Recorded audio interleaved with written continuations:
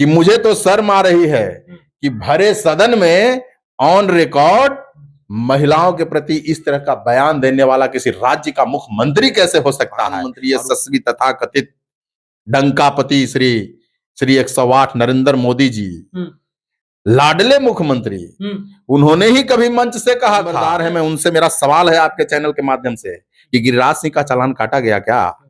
Social media में तो देख रहे हैं लोग कि गिरिराज सिंह भी मोटरसाइकिल पर बैठे हुए हैं, जिस वाहन पर बैठे हुए मोटरसाइकिल पर उसके जो चालक हैं उन्होंने भी हेलमेट धारण नहीं किया हुआ। क्या उस वाहन चालक पर और गिरिराज सिंह जो केंद्रीय मंत्री हैं ठुमके लगा रहे हैं चिराग पासवान के साथ में दर्जनों सुरक्षाकर्मी, तो उनके साथ क्या कर रहे हैं आप? अच्छा, एक बात हमारे नेता ने तेज प्रताप यादव जी ने उनको कहा कि दीपक तुम भी नाचो, आओ सब कोई नाच रहा है, होली के उत्साह में तुम भी सरोबार हो जाओ। नमस्कार, मैं ओम प्रकाश कुमार, आप देख रहे हैं बीडी बिहार झारखंड और अभी हम मौजूद हैं टेकारी विधानसभा में। हमारे साथ सुभाष यादव जी हैं।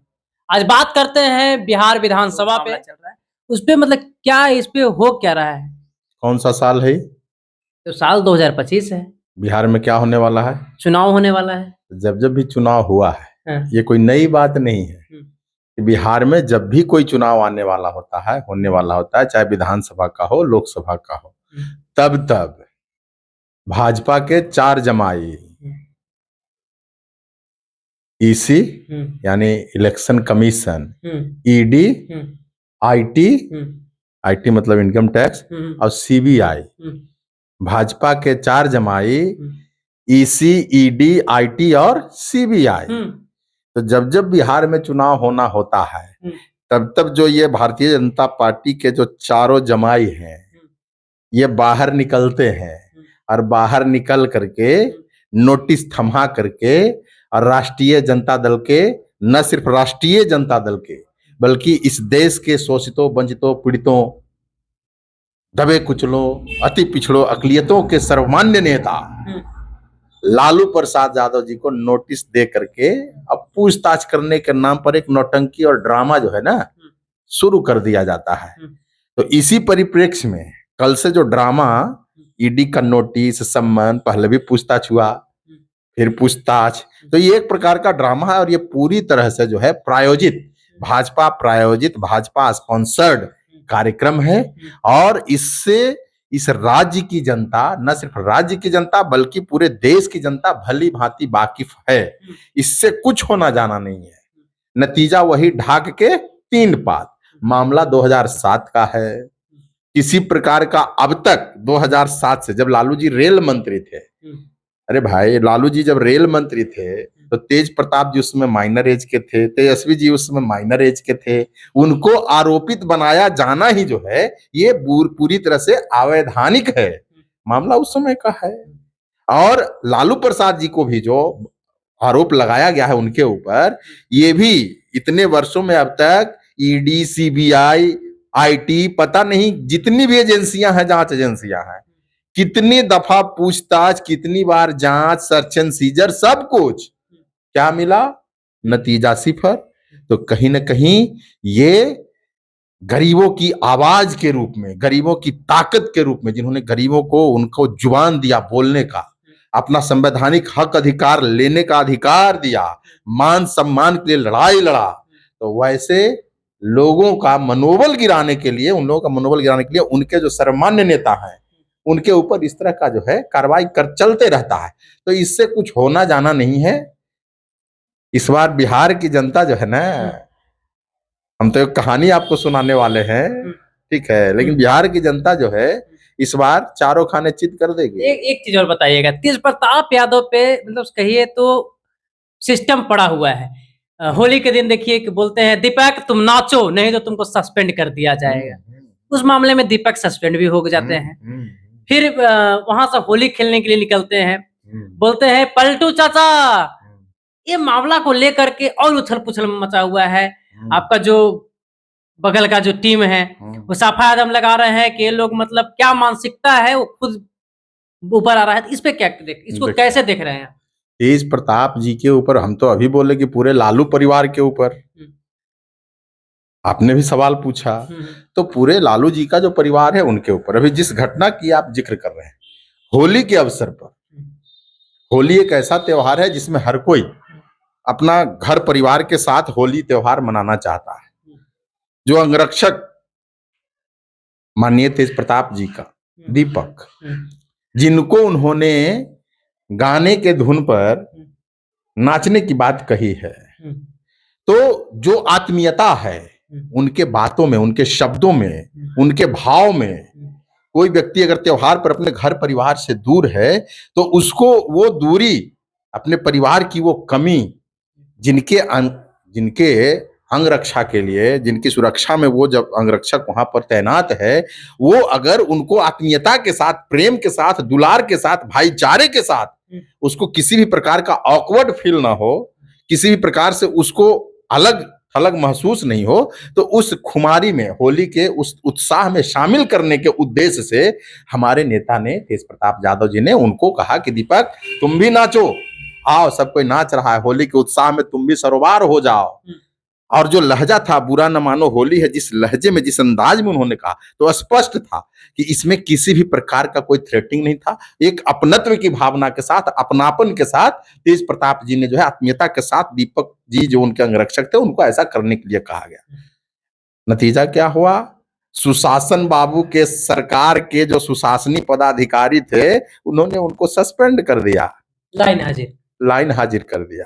अरे भैया, ठुमके लगा रहे हैं चिराग पासवान के साथ में दर्जनों सुरक्षाकर्मी, तो उनके साथ क्या कर रहे हैं आप? अच्छा, एक बात, एक मिनट, उनके साथ क्या कर रहे हैं? क्या इस देश में दो तरह की संवैधानिक व्यवस्था है? क्या इस देश में दो तरह की कानून व्यवस्था है कि एक और सिर्फ भावावेश में आकर के, आत्मीयता के साथ, अपनत्व के साथ बात बोलने मात्र से उनको दंडित किया जाता है, और जो ठुमके लगा रहे हैं वर्दी में उनके साथ कुछ नहीं किया जाता? तो ये आपको कहना है कि दुरंगा व्यवहार किया जा रहा है। भैया, तेज प्रताप जी का चालान काटा गया, चालान काटा गया, तो बिना हेलमेट के थे, बिना हेलमेट के हैं, चालान काटा गया, अच्छी बात है, क्योंकि जो भी ट्रैफिक रूल्स का उल्लंघन करेगा उनका चालान काटा जाएगा, चाहे वो कोई भी हो। एक अच्छा संदेश तेज प्रताप जी का चालान काट करके दिया गया।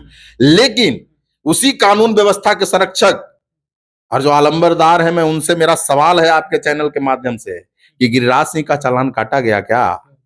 सोशल मीडिया में तो देख रहे हैं लोग कि गिरिराज सिंह भी मोटरसाइकिल पर बैठे हुए हैं, जिस वाहन पर बैठे हुए मोटरसाइकिल पर, उसके जो चालक हैं उन्होंने भी हेलमेट धारण नहीं किया हुआ है। क्या उस वाहन चालक पर, और गिरिराज सिंह जो केंद्रीय मंत्री हैं और ट्रैफिक नियमों का खुलेआम धज्जी उड़ा रहे हैं, क्या उनका चालान नहीं काटा जाना चाहिए? क्या ये दोहरा मापदंड नहीं है कानून व्यवस्था का? तो यहाँ पर इस बिहार राज्य में हमारे नेता तेजस्वी यादव जी कहा करते हैं, लगातार इधर कह रहे हैं कि सुशासन बाबू बेहोशी के हालात में हैं, नीतीश कुमार जी सत्ता चलाने लायक उनकी स्थिति नहीं रह गई है, उनकी मानसिक स्थिति जो है वो सत्ता आप संचालित करने लायक नहीं रह गई है। बार बार हमारे नेता कह रहे हैं इस बात को। उनके आड़ में जो है ना, इस तरह का काम जो है हो रहा, दोहरा मापदंड, दोहरा रवैया। तो मैं कहना चाहता हूं कि कानून व्यवस्था पर विश्वास बहाल रहे, ये जवाबदेही सिस्टम में बैठे पदाधिकारियों की है।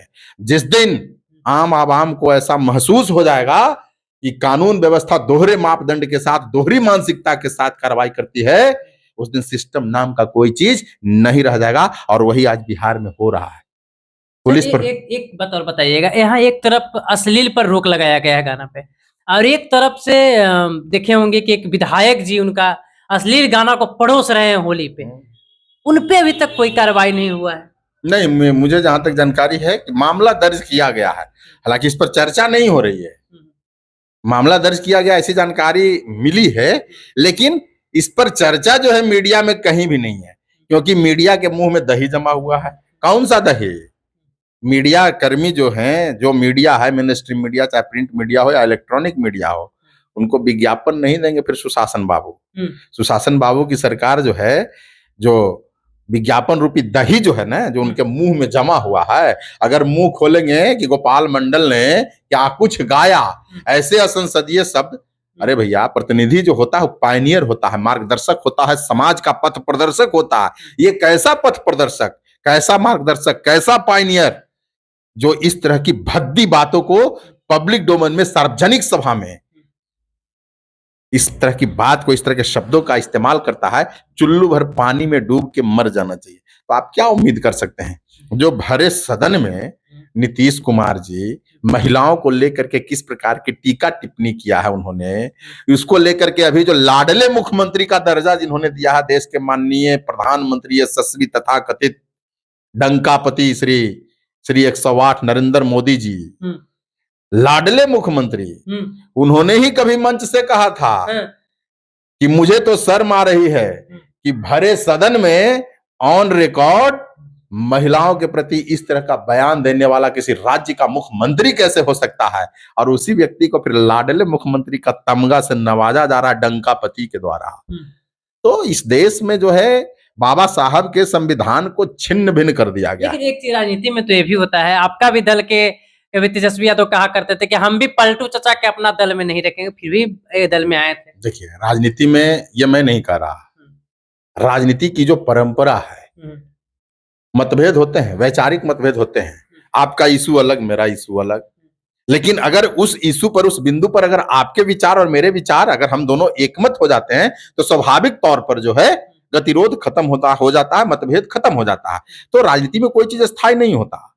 तो बिहार के विकास को लेकर के जो भी विषय थे उन विषय पर हमारे नेता तेजस्वी प्रसाद यादव जी का, लालू जी के मार्गदर्शन में जो भी उनका अपना एक जो इशू था, जो उनका तरीका था, जो इनका पॉलिसी था, उस पॉलिसी पर जब सहमति हो गई नीतीश कुमार जी की, तो फिर चूंकि आप अपनी पॉलिसी को लागू करने के लिए आपको सत्ता सरकार में आना पड़ेगा, ठीक है। तो राज्य की बेहतरी के लिए जो पॉलिसी बनाए गए हमारे पार्टी के द्वारा, हमारे नेता के द्वारा, उस पॉलिसी पर अगर सहमति प्राप्त हो गई तो फिर साथ जाने में और बिहार के विकास करने में आपने देखा कि पिछले 17 महीने में किस प्रकार से बेरोजगारों को रोजगार दे करके, किसानों को उसका सिंचाई का व्यवस्था, कृषि रोड मैप बनाया गया, और उद्योग के क्षेत्र में जो है निवेश किया गया, यहाँ पर पर्यटन के क्षेत्र में जो है बेहतर काम किया गया। मतलब जो भी पॉलिसी था उसको 17 महीने के कार्यकाल में। एक प्रश्न और रहेगा, सबसे लास्ट सवाल है, आर लोजपा का नाम तो सुने होंगे, पशुपति पारस जी उनका देखरेख कर रहे हैं, सुनने में आ रहे हैं आरजेडी में आ रहे हैं। नहीं, आर लोजपा नहीं, लोजपा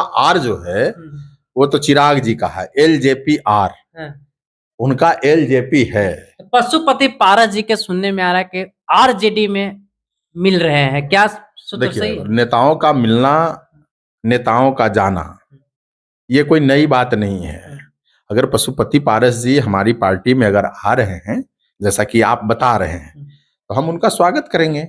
पशुपति पारस जी की अपनी एक पहचान रही है, और पशुपति पारस जी अगर तेजस्वी जी के नेतृत्व में बिहार का नया इबारत लिखने के लिए जो युवा वर्ग तैयार हो रहा है, उसमें अपना मार्गदर्शन देने के लिए, अपना अनुभव के साथ जो है इसको गति प्रदान करने के लिए हमारी पार्टी में अगर आ रहे हैं, तो हम उनका स्वागत करेंगे, पशुपति पारस जी का। ये आपको बता रहे थे हमारे साथ सुभाष यादव जी थे, कोई परिचय का मोहताज नहीं, लेकिन आपको बता दें कि जो पशुपति पारस जी का आप लोग सूत्रों से न्यूज देख रहे थे, हर टीवी चैनल पे भी चल रहा है कि आरजेडी से मिलने वाले, तो हम मतलब हम भी सूत्रों से नहीं, जिसे पता लगा पूछ रहे थे, लेकिन हमें ये लग रहा है कि 90% आरजेडी में आने वाले हैं। बाकी आप लोग क्या सोचते हैं उनके बारे में, पशुपति पारस जी का जो पार्टी है उसके बारे में, आप लोग कमेंट में जरूर बताइएगा। बाकी नेक्स्ट वीडियो में फिर इनके साथ मिलते हैं, तब तक के लिए धन्यवाद, जय हिंद।